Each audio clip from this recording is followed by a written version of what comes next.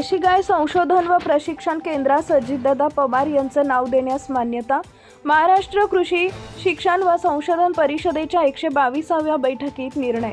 महात्मा फुले कृषी विद्यापीठ राहुरी अंतर्गत देशी गायीचं संगोपन व संवर्धन तसेच दूध व दुग्धजन्य उत्पादने, गोमूत्र आणि शेण प्रक्रियेवरील संशोधनासाठी कार्यरत असलेल्या देशी गाय संशोधन व प्रशिक्षण केंद्राचे अजितदादा पवार देशी गाय संशोधन व प्रशिक्षण केंद्र असं नामकरण करण्यास मान्यता देण्यात आली असल्याची माहिती कृषी मंत्री दत्तात्रय भरणे यांनी दिली आहे.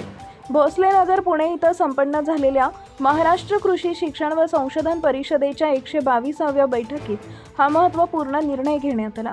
परिषद कार्यालयात झालेल्या या बैठकीत कृषी शिक्षण, संशोधन आणि तंत्रज्ञान प्रचारासंबंधी विविध मुद्द्यांवर सविस्तर चर्चा झाली.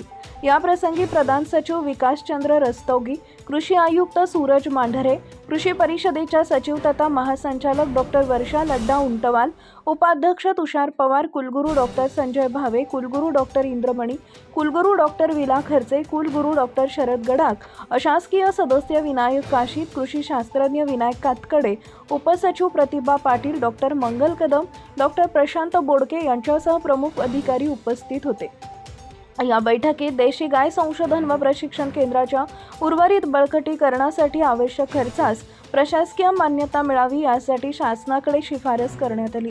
त्यानुसार या केंद्रासाठी गोशाळा, silo, bunker, biogas units, composting व स्टोरेज युनिट्स, प्रयोगशाळा, शेतकरी वसतिगृह, प्रशिक्षण हॉल तसेच प्रशासकीय व निवासी इमारती आदी कामांसाठी टप्पा 2 अंतर्गत 56 कोटी रुपये उपलब्ध होणार आहेत. कृषी मंत्री दत्तात्रय भरणे म्हणाले की दिवंगत उपमुख्यमंत्री अजितदादा पवार यांच्या संकल्पनेतून नाविन्यपूर्ण अशा देशी गाय संशोधन व प्रशिक्षण केंद्राची स्थापना करण्यात आली होती. देशी गायींच्या मौल्यवान व दुर्मिळ प्रजातींचं जतन, त्यांची दुग्धक्षमता वाढवणे तसेच शाश्वत शेतीसाठी शेतकऱ्यांना मार्गदर्शन करणे या महत्त्वाच्या बाबींवर या केंद्रामार्फत सर्व कार्य सुरू आहे. त्यांच्या पश्चात या केंद्रास नाव देऊन त्यांच्या कार्याची व स्मृतीची जपणूक करण्यात येणार असल्याचंही त्यांनी स्पष्ट केलंय.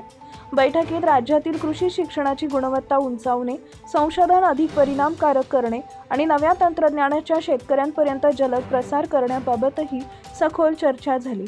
कृषी विद्यापीठांच्या आकृती संदर्भात सादरीकरण करण्यात आले.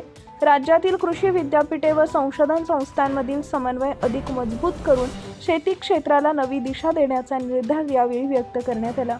शेतकरी हिताला केंद्रस्थानी ठेवून नवकल्पनांना चालना देणं हीच राज्य सरकारची भूमिका असल्याचं मत कृषी मंत्री दत्तात्रय भरणे यांनी सांगितले. Subscribe now and press the bell icon. Never miss an update.